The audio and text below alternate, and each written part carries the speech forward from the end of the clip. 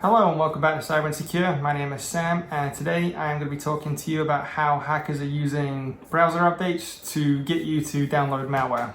So I, as well as many of you, use browsers and I like to keep them updated. However, hackers are now tricking users into thinking that they're updating the browser where in fact they are actually downloading malware onto their machine. So diving right in, an article from Dark Reading discusses a threat group called TA569. They are also known as SOC Ghoulish, and they've been around for quite some time, and they've been using this method for a while. However, now it's gaining some more traction. So the author highlights that the hackers are taking advantage of vulnerable websites that they can now inject their own code into the page.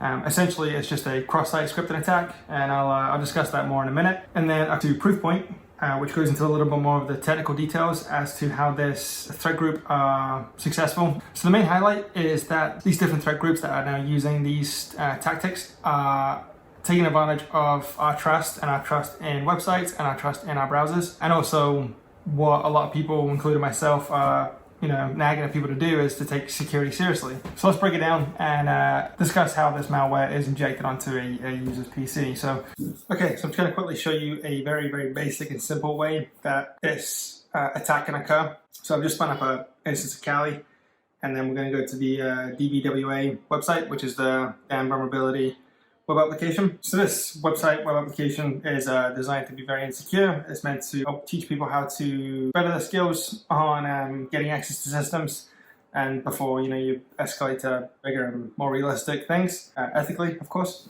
So here we're going to go to the cross-site scripted reflected attack.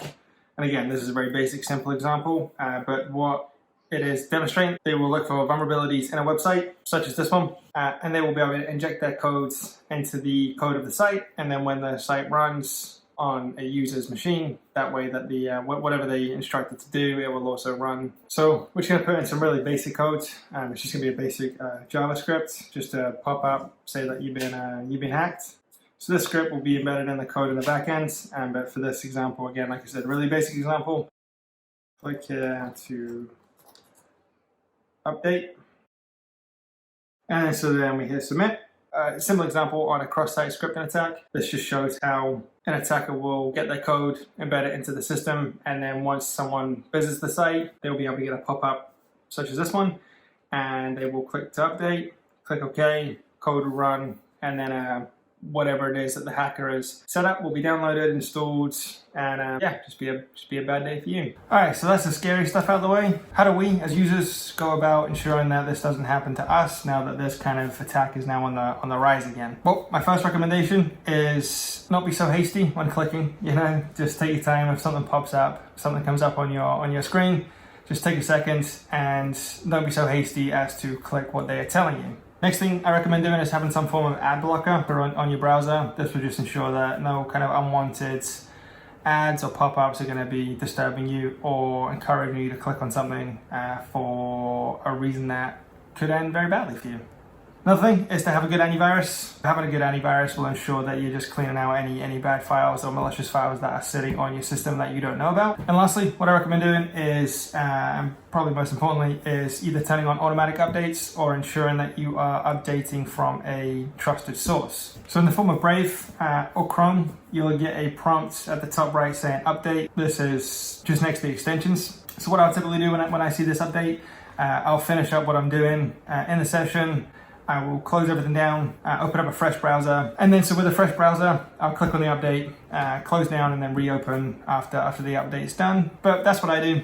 Again, like I said, just make sure that you're downloading and you're updating from the trusted source of the browser, and turn on automatic updates wherever you can. So take those tips, make sure that you're not being hasty, you're not clicking on things that you shouldn't be. Unfortunately, in the world of the internet, one small click is all that it takes for the hackers to win. There's a lot they have to do. However, if they can get to the point where you just have to click one button, they will try and manipulate you and get you to click it in any way they can. So stay ahead of them.